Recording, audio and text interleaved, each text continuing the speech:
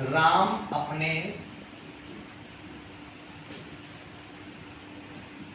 वेतन का 80% खर्च करता है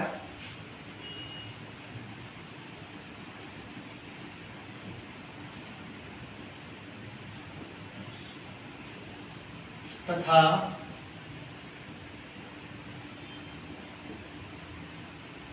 शेष राशि की बचत करता है।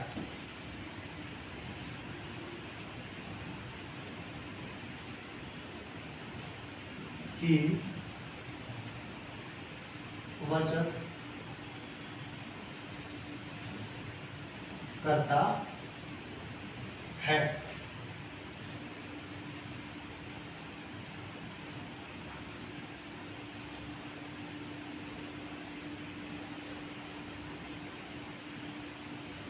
उसका वेतन 20% बढ़ गया,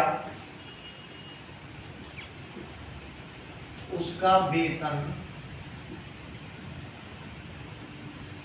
20% बढ़ गया,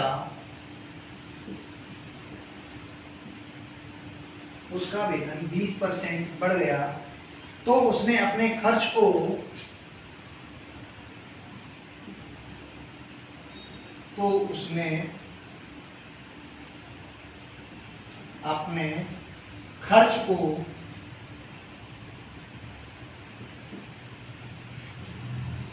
अपने खर्च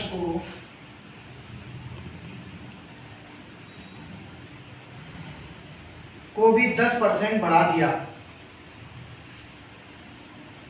को भी 10% या 10% बढ़ा दिया,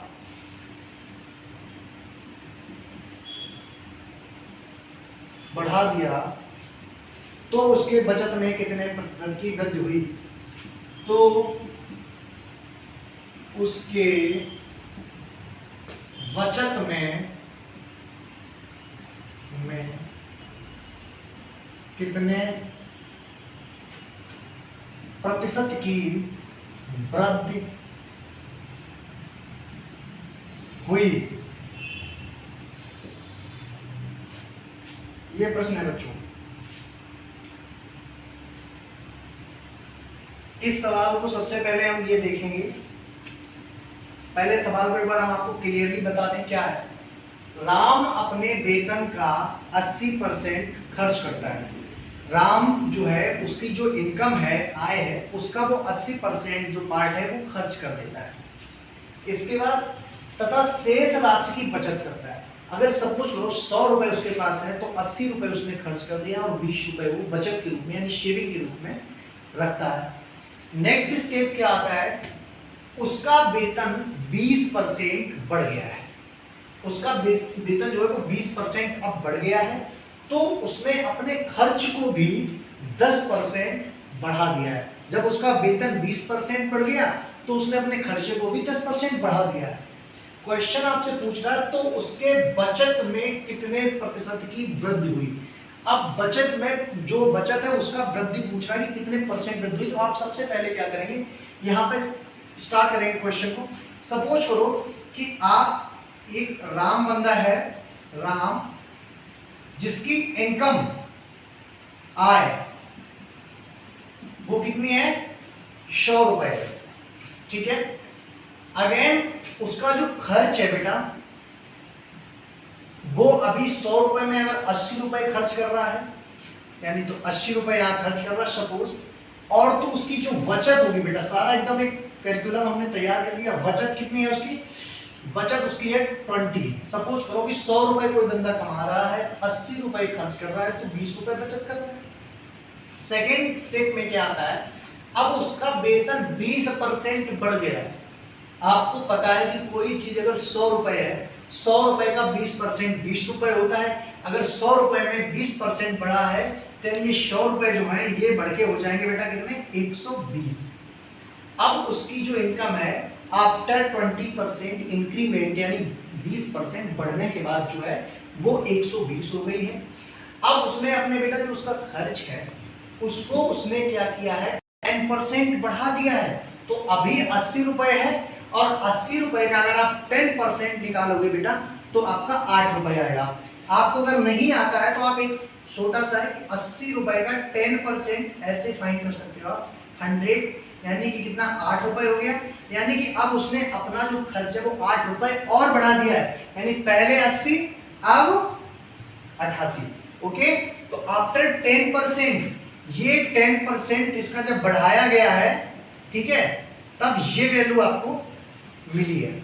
नेक्स्ट जब उसका 88 हो गया, अब बचत कितनी होगी? सपोज करो कि 120 रुपए बंदा जो कमा रहा है, अब खर्च 88 रुपए हो गया है, तो 120 और 88 का जो आपका डिफरेंस आएगा, जो अंदर आएगा, वो आप उसकी वर्तमान यानी जो प्रेजेंट जो आपका उसका जो शेयरिंग है वो यहाँ पे आएगी। तो एक बार आप 120 से 88 माइनस करेंगे तो मुझे लगता है कि 32 समथिंग, यानी 32 रुपीज आपको बचा रहा है बेटा। देखो 120 88 में अगर 12 कर दोगे तो पूरा 100 कंप्लीट हो जाएगा, इधर 20 है तो 32। यानी कि अब आपको सीधी सीधी बात पता चल रही है कि पहले 20 रुपए बचा था, यानी कि जब 20% बढ़ाया गया है तो उसका जो है खर्च सिर्फ 8 रुपए बढ़ा है, लेकिन यहाँ बचत भी बढ़ गई है। तो बचत बढ़ कितनी गई है?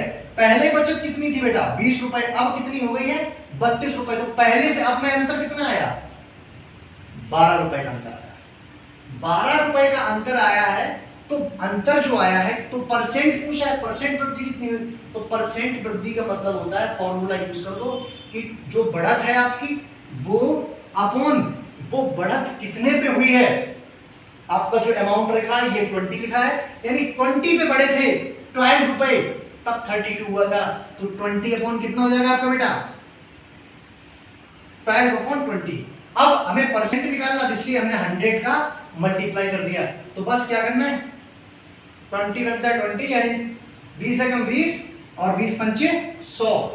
तो अब इसका मल्टीप्लाई 12 पंचे 60, यानी 60% जो है उसकी बचत में बेटा वृद्धि हुई है। This is the answer. ठीक है, तो आप कोई चीज अगर आपके समझ में नहीं आई तो आप मुझसे पूछ सकते हो, ये आपका क्वेश्चन था। तो सबसे बहुत ही सिंपल स्टेप्स फेस के आपने सबसे पहले क्या किया है कि राम जो है वो 100 रुपए कमा रहा है, हमने उसको ये हमें अभी उसकी मुझे कोई इनकम का पता नहीं है, तो फर्स्ट हम उसकी इनकम को 100 रुपए का मानक मान लेते हैं, टोटल इनकम 100 रुपीज मान लेते। कोई चीज अपने आप में 100% होती है फर्स्ट, तो 100 रुपीज मैंने मान लिया। मुझे इतना डेटा पता है कि 80% वो अपनी आय का खर्च कर देता है, तो मैंने वहां पे 100 रुपए माना था, 80 रुपए खर्च कर देता है। मैंने तुरंत पता कर लिया कि मेरी बचत कितनी होगी 20 रुपए की 100 के हिसाब से। अब हम आगे आए, उसमें कहते नहीं उसका वेतन अब 20% बढ़ रहा है, तो जब वेतन 20% बढ़ेगा तो 100 रुपए से उसको 120 रुपए अब मिलने लगे हैं। फिर उस बंदे ने क्या किया, जब उसका थोड़ा सा वेतन बढ़ गया तो उसने अपने खर्चे में भी 10% की वृद्धि कर दी। इट मींस उसने बढ़ा दिया अपना खर्चा थोड़ा।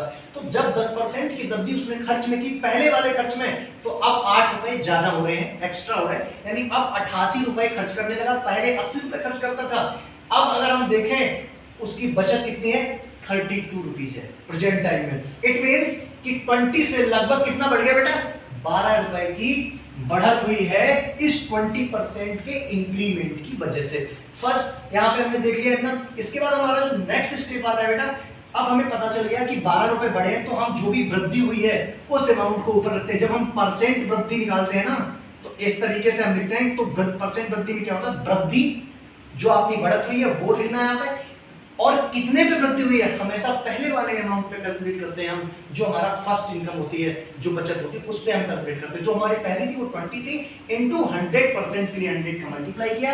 इसके बाद हमने सॉल्व किया, तो हमारा 60% उसने जो है बढ़त दर्ज की है इस बार, यानी उसने अपनी सेविंग जो है 60% बढ़ा दी है।